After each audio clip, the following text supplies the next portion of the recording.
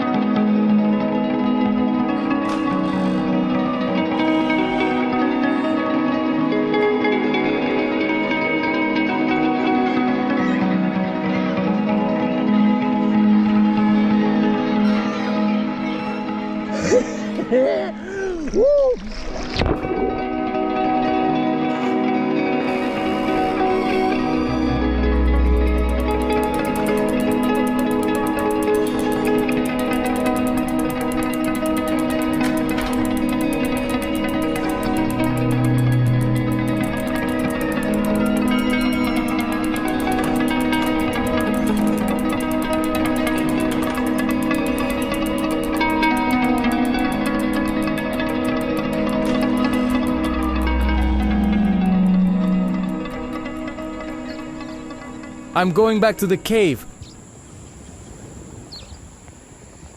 Just look how much the water level has risen. Here's my cave. It was all dry here. It was literally 2 meters to the place where I'm hiding from the rain. Look.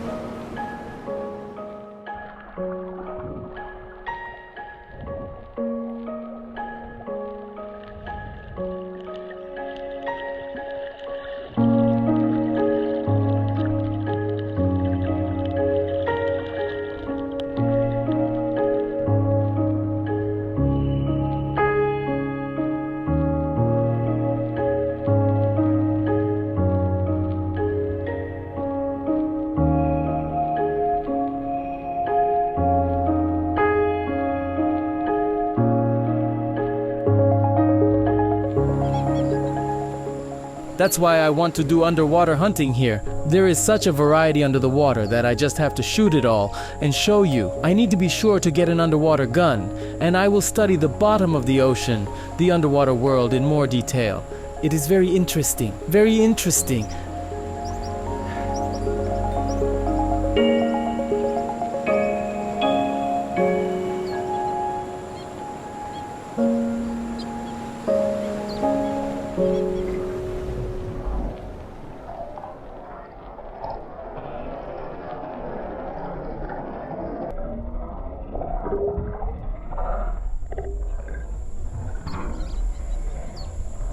This is the total catch of 4 baby lobsters. One of them is female. I'll let her go. I'll keep 3. I have more than enough. I will cook them in a special way so that it would be as usual. More beautiful, more juicy, and I'll do my best to convey through the video the taste of this delicacy. Woohoo! Okay, one just decided to leave.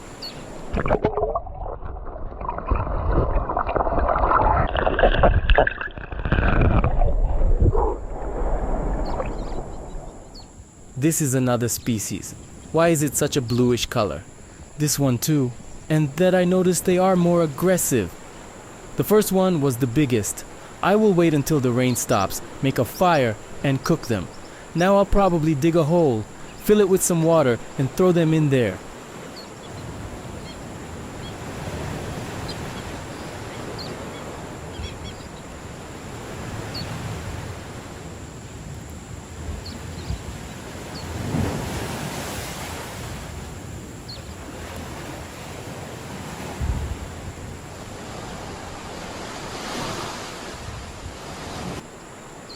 Guys, look how much the ocean level has risen.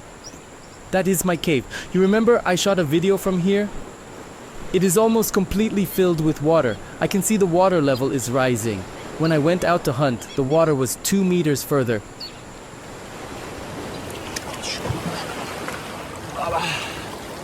Here is another useful thing. This is kind of wire, a bit rusty, but it is thick enough. It is a good thing because I want to try to make a hook, like a fishing hook, to try to get a mangrove crab out of his burrow tonight. The sun is already setting, so I'll take that wire I just found and get ready. I saw the burrows are there, and I don't want to go in there with my bare hands because it's dangerous.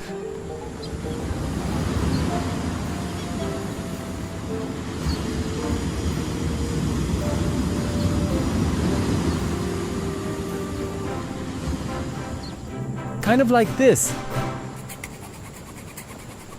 That's the kind of hook I got. I can sharpen it a bit.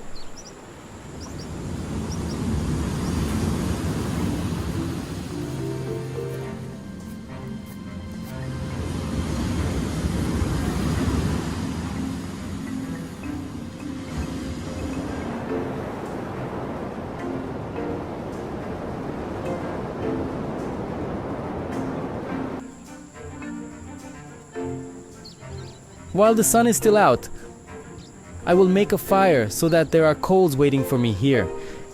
And if I succeed in catching something in the jungle in the evening, I will be able to fan those coals and cook and finally eat something. And for now, I just prepare everything to make a fire.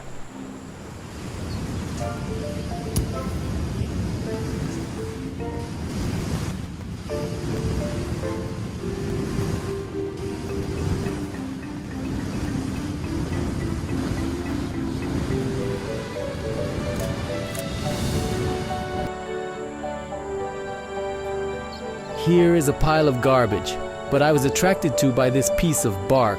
It used to be a tree with bark, but now it is just pieces of bark. It's great kindling to make my fire.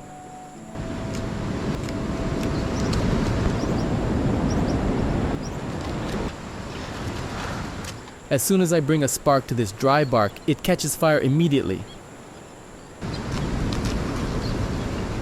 Awesome!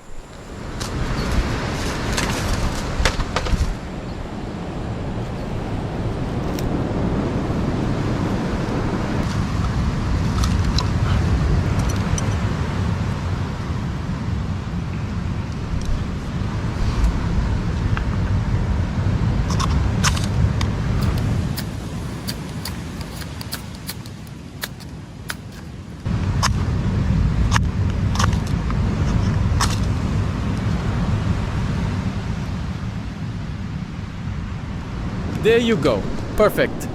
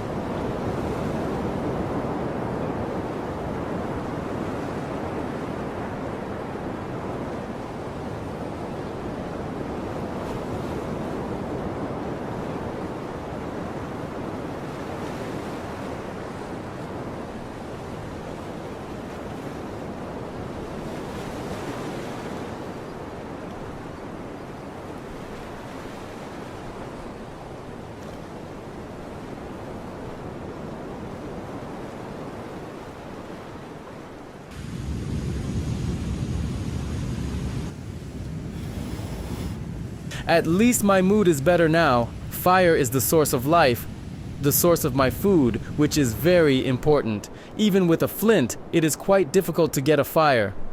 Firstly, there is condensate here in the morning and almost all the wood is damp. And secondly, the logs that I found on the shore are salty and it means they burn quite badly.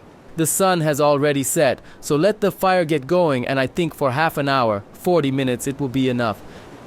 And I will slowly make my way to the jungle and try to catch something to eat.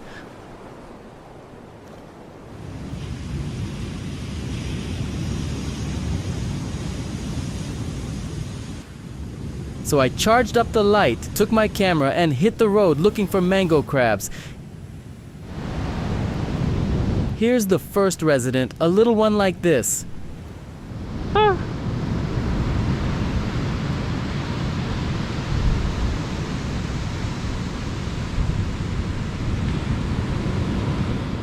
Of course, I'm not going to eat them, so I'm going to look for normal crabs. It is actually very dangerous to climb the rocks at night looking for crabs.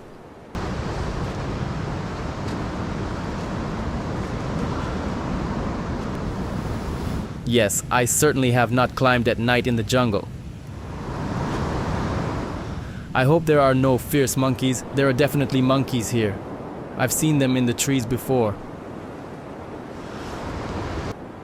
I'm really scared. Where am I going? I see the first crab. They're sitting under a rock.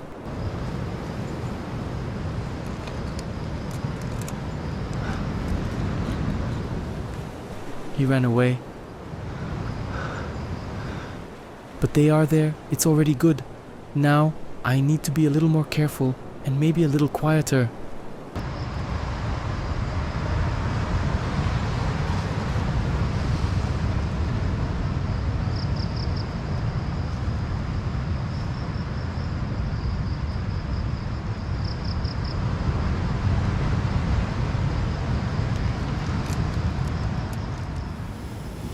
Oh man, I can't get them with this hook. They are running away. I guess I have to grab them with my hands at my own risk because I've already missed so many crabs. The wire is not hard enough to hook the crab and pull him out. And here, anyway, look. You can see that the ground is dug up. There is 100% a burrow here.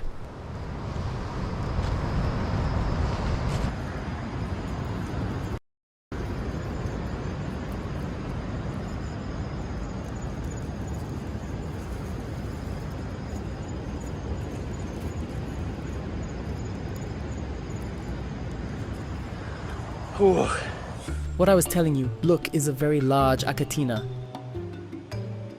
But inside is not a snail but a hermit crab.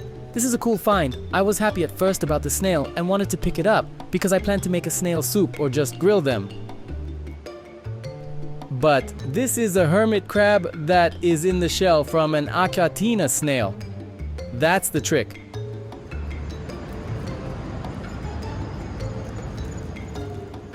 Wow, he's got a claw. Look.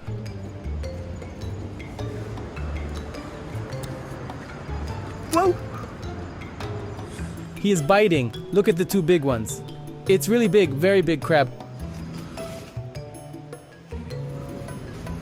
Look at my whole hand. Oh, it's big. You can really eat one like that. The claw is big. Yes, hunting at night is definitely interesting. Too bad it is very inconvenient to shoot, but this is clearly a find, and I've not seen such crabs yet. A very large hermit crab. Cool. There was a huge achatina, and this crook took its shell.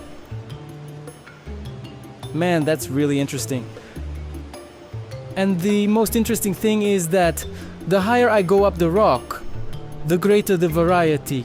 At the bottom there were red mangrove crabs, and the higher I go, the more interesting things I find. These hermit crabs in the shells of achatina snails, for example.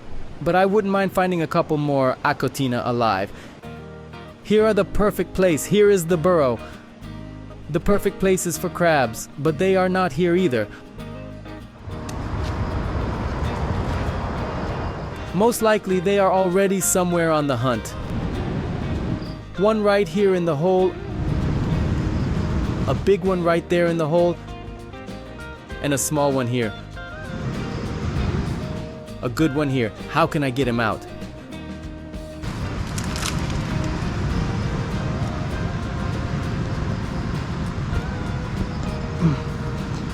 But the problem is that it's all rocks. It's not even earth, just stones everywhere.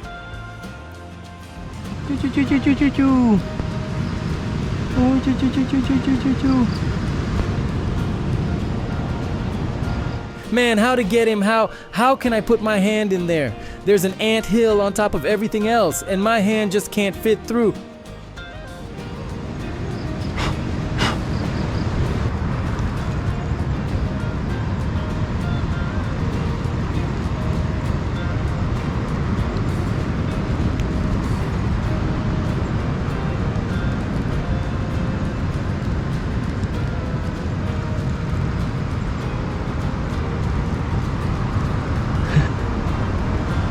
Okay, he just ran away.